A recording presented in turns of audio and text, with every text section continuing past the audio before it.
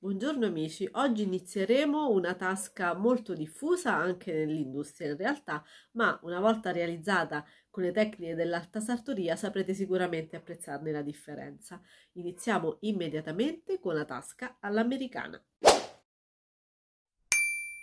Bene, la nostra tasca all'americana ci permetterà di fissare un altro punto cardine della alta sartoria, ovvero il rispetto del disegno del tessuto. Che vuol dire? Vuol dire che noi dovremo ricreare in ogni caso il disegno del tessuto. In questo caso noi asporteremo questa parte del davanti per poter creare un'apertura, ma nel momento in cui andremo a posizionare la mostra e lo vedremo, noi dovremo riavere di nuovo la gessatura, il disegno. Vale per tutti i lavori di alta sartoria in cui, per esempio, un quadro andrà fatto combaciare, per esempio, sul fianco di un pantalone. Adesso cominciamo. Noi abbiamo i nostri puntilenti, il nostro solito finto pantalone e abbiamo il segno della nostra apertura. L'apertura è sempre 17 standard da uomo, sarà di meno da donna. E come la segneremo? Intanto dal fianco ci sposteremo di circa 5 cm, 4,5-5. Da questo punto a questo giù, in questo caso saranno 24, ma perché? Perché avremo una somma di 4,5, 17 più la parte 17 da qui fino alla nostra cucitura, che nel nostro caso è a 7 mm dal bordo. Quindi avremo 4,5, 17 fino alla cucitura e la restante parte fino al bordo, per questo 24.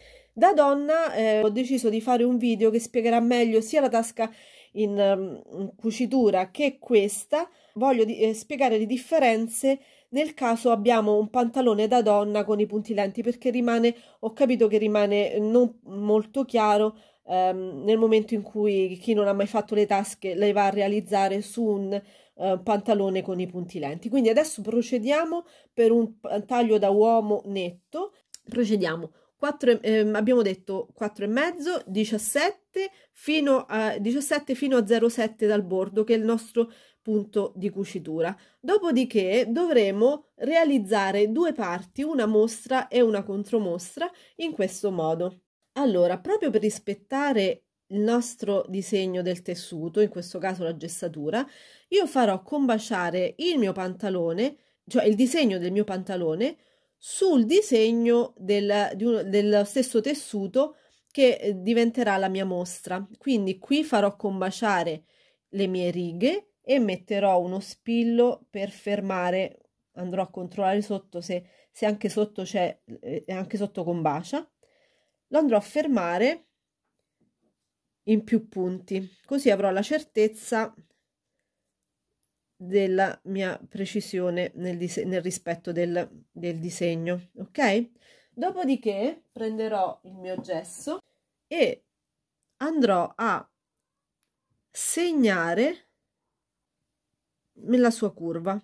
Scenderò rispetto al segno della cucitura, quindi alla fine della tasca, e non questo segno. Da questo punto in giù segno la fine della mia mostra, che sarà di almeno 2,5, anche 3 centimetri, forse 3 meglio, ok? All'incirca. Segnerò i miei punti lenti e il bordo che avrò lasciato, il bordo che avrò lasciato dai punti lenti. Quindi dopo aver segnato questi punti di riferimento, andrò a fare i punti lenti su questa linea e su questa. Una nota: quando avete un tessuto che non ha il disegno, cercate semplicemente di mantenere il dritto filo, altrimenti questa parte di tasca, quella che prenderà il posto della parte tagliata del pantalone, rischierà di torcere un pochino. Bene, dopo aver fatto i puntilenti e averli tagliati, se non sapete fare i puntilenti andate a vedere una delle prime lezioni, andrò a risegnare, a rinforzare con il gesso i miei segni fatti con i puntilenti. Mi raccomando, inizio fine tasca, il bordo superiore e quello al fianco l'abbiamo visto. Che facciamo adesso? Siamo scesi, abbiamo detto i 2,5, 3 e facciamo il nostro solito 10-12 cm di profondità. e andiamo su. Ora possiamo tagliare lungo il segno col gesso. Fatto questo, ripeteremo la stessa operazione per poter realizzare la nostra contromostra. Sarà identica, quindi faremo gli stessi identici passaggi, ma anziché essere 12 potrà essere 10 o anche 8, e per la contromostra non necessariamente serve la messa in riga, basta il dritto filo, perché andrà poi ripiegata verso l'interno e non si vedrà. Altra parte indispensabile sarà la nostra mussola, con le misure che abbiamo visto già per le altre tasche, sono identiche anche per questa. Bene, ora che faremo? Apriremo la nostra mussola come sempre, andremo a mettere il nostro pantalone sul bordo facendo sporgere il solito centimetro e mezzo dai punti lenti, il bordo della mussola, il solito centimetro e mezzo dai punti lenti del pantalone, e andremo a sovrapporre la contromostra esattamente in questo modo.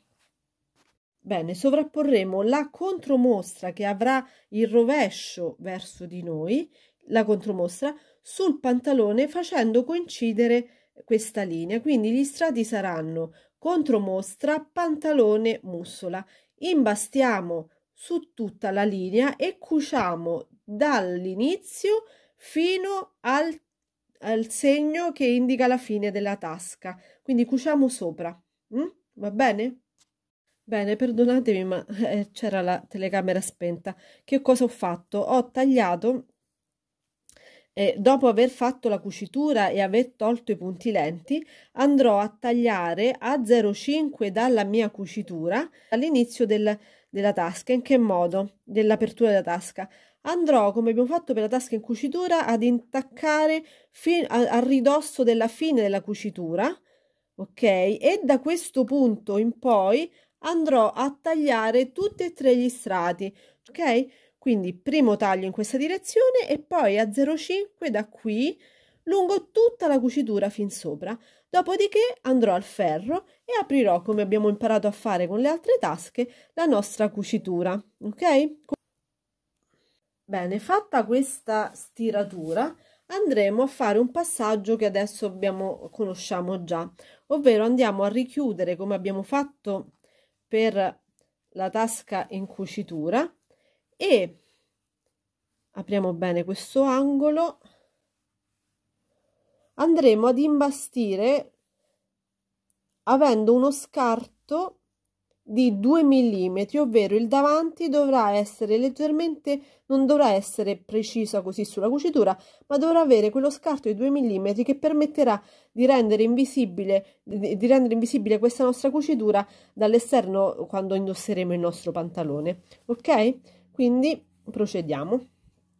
La nostra situazione adesso sarà questa e andremo a fare una lavorazione che ormai conosciamo bene, ovvero il nostro puntino, la nostra impuntura a 0,5 cm da questo taglio, da questo bordo, va bene? Su tutta la linea, quindi da qui fino alla fine dell'apertura della tasca.